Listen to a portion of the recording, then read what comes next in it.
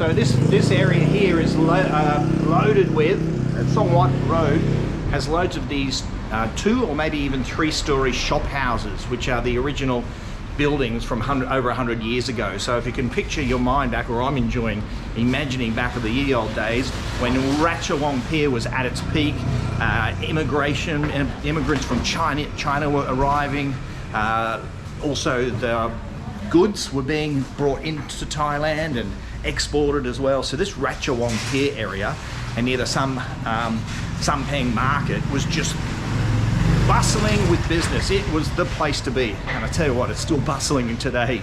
But it's so interesting walking around looking at all these really cool old shop houses. Wires everywhere, chaos everywhere. Fascinating place. Hello.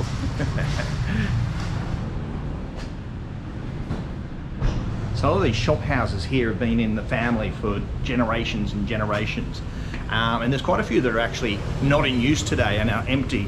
And I was just reading about there's a Chinese kind of Thai Chinese belief with a lot of small business operators that to sell the shop house is actually bad luck. So therefore, sure, they don't have a viable shop or anyone to run a shop or a business to run, but they refuse to sell it because it's going to bring bad luck.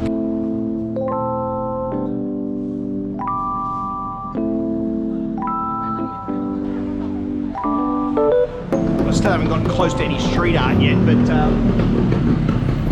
you can see this building over here. This is a newer style building where they went from the 2 to 3-story shop house, which is like over here, to an actual building where they had units for people or offices or that kind of thing. Now you'll see a little bit of this happening nowadays. So this is the Bangkok hostel and Jing Jang coffee roaster. So some of the old buildings have actually been renovated now. They retain their old style and shape, but they're decked out with a modern cafe on the inside. So that's popping up more regularly nowadays around Chinatown area, the Ban Ra district.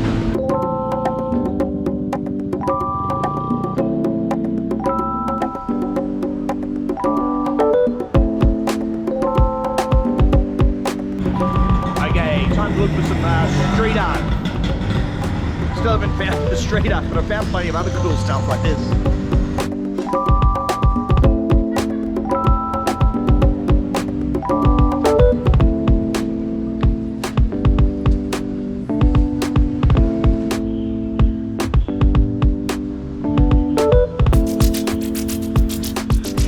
I'm at Peiing Public School, and it's not only really beautiful, really interesting, but it's also very famous too. So this is a very famous school, and I'll tell you why in just a moment.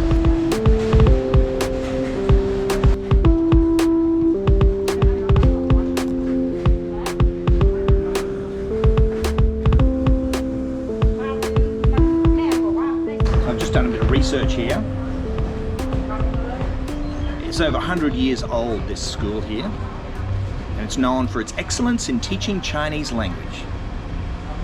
Now, several of Thailand's top businessmen have attended this school, including Charon. I'm not going to try and pronounce his family name. It's beyond my skill set. He's the man who runs Thai Beverage PLC.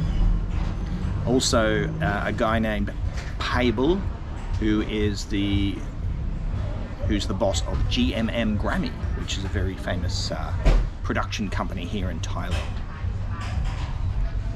Now this road that I'm on is called Song Wat. Now Song Wat, the literal translation means drawn by the king. Now the reason it's called Song Wat is literally this road here was drawn by King Rama V. So the plan that the king drew originally had 5 roads. Ratchawong, as we were just on, is one of them. Yaowarat is another one, and Song Wat. Yeah, there's just to name 3. So there's some that we've been exploring in great detail. So it was Song Wat that was actually drawn by the king, and it's called Drawn by the King. So before Don Mueang Airport, this was the place. This was the place to be. This is where all the people arrived and departed, and all the produce came in. It was imported and exported. So you just picture, this was the center of all the action back in the King Rama V, like 4, 5, 6, that era.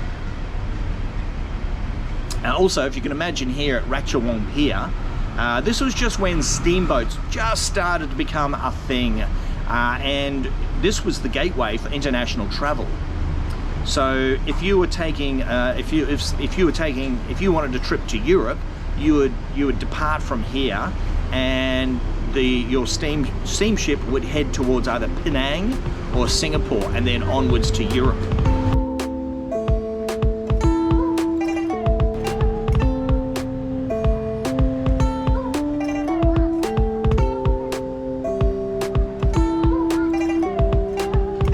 There's one thing that I've always wanted to do.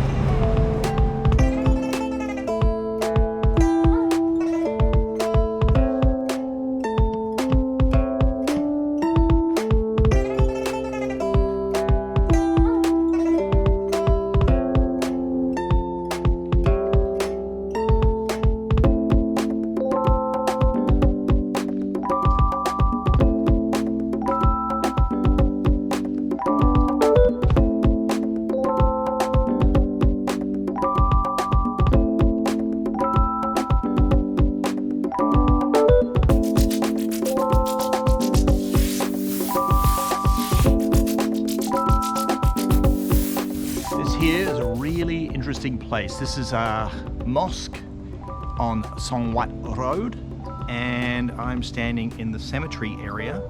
It's an Islamic cemetery, and a couple of things that are really, really interesting. First of all, the buildings that surround this area are really fascinating. Some really cool old architecture. But also what's really interesting about this mosque was built when trade opened up, and this area here at Ratchawong was quite bustling with international traders, in particular many from Malaysia. So to cater for their religious needs, and this mosque was built. So this is an Islamic mosque. Now it looks unlike any other mosque I've ever seen in my life. It's actually built a European kind of style, but the color scheme actually looks like it's straight from the set of a Wes Anderson movie. The yellow is just so kind of vivid, and like it's a soft vivid. I don't know if it seems like two opposing words there, but it's such an interesting choice of colors and building for a mosque. It's definitely worth having a look at. It's so unique.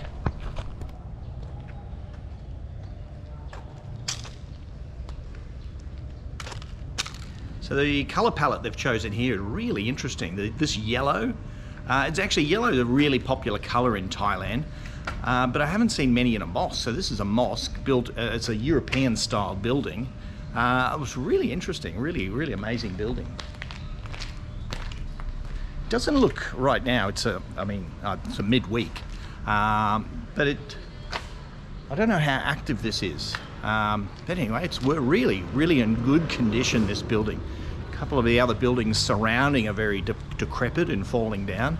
This one is in really good shape. Okay, time for some more street art.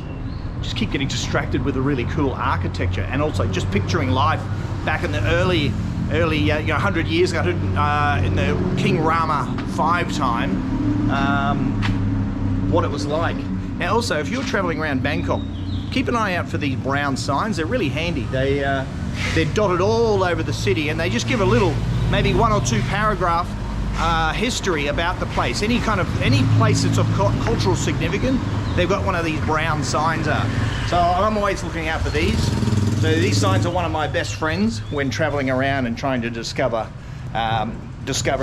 trying to dig a bit deeper in some of the places here in Bangkok that I found.